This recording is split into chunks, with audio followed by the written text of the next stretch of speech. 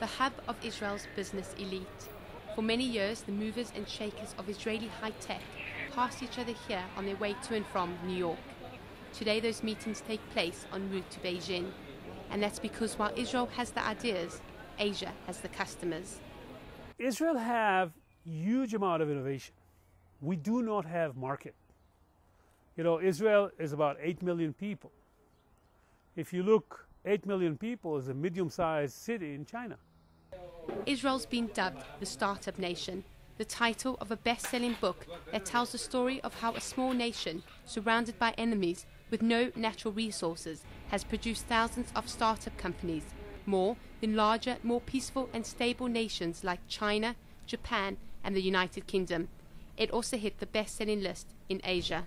Israel's basically used adversity as a kind of source of innovation, having to overcome adversity. I mean, that's been a key thing for Israel. Many argue the Israeli army is to thank for cultivating this culture of entrepreneurship. The army has funneled countless dollars into research, and because of conscription, virtually all of Israel's youth have some technical expertise and leadership skills under their belt. This is Israel's Silicon Valley. There are more high-tech startup companies here and a larger venture capital industry per head than any other country in the world. And so when a country like China grows by 8.1% in the first quarter of this year alone, it needs a lot of technology.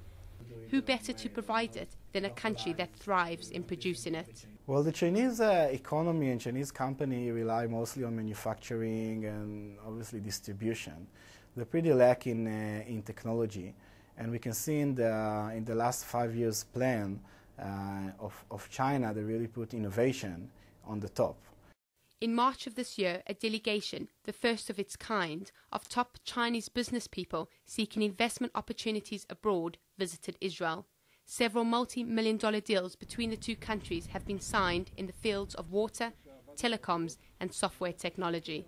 For the Chinese company, there is a company here that has good technology, but is young and small and find it too difficult to work by itself in China, so for them to cooperate is almost natural.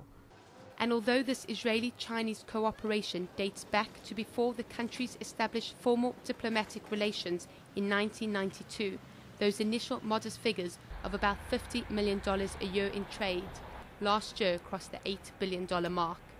And with both governments actively supporting closer ties, the future is all systems go. Hayley Sleer, Channel News Asia, Herzliya.